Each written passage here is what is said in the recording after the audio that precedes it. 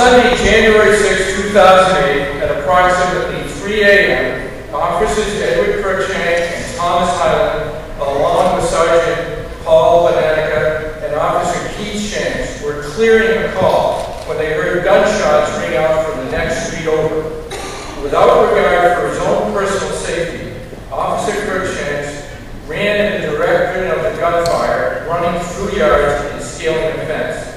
Officer Cruickshank arrived just in time to see the suspect's vehicle fleeing the scene. Officer Cruickshank located a woman who had been shot.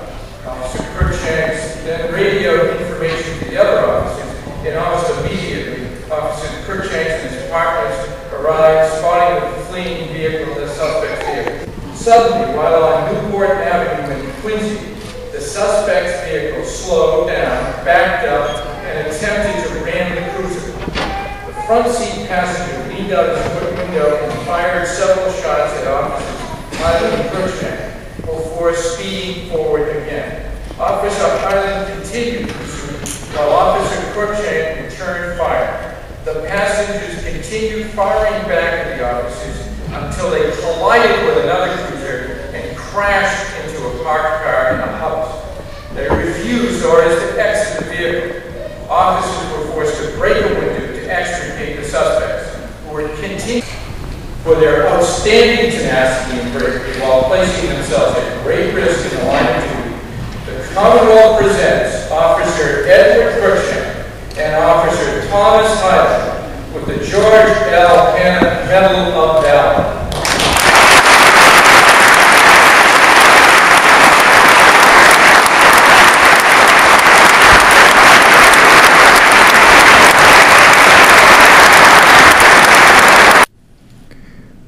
Brockton police officers Edward Cruickshank, Thomas Hyland, William Carpenter, and Matthew Graham were awarded at the Statehouse Monday for their acts of bravery. While all the officers were very humbled by the awards, to speak of their heroics. Very humbling. Very humbling? You guys want to add anything else? Brockton Police Chief William Conlon could not praise them enough. Well, it's really a pleasure to have these guys working for the department. They are true heroes for the city of Brockton. Every day they face something different when they get out in the cars, and they never know what it's going to be. And as I've said before, they're the first to say that their brother and sister officers are equally heroic.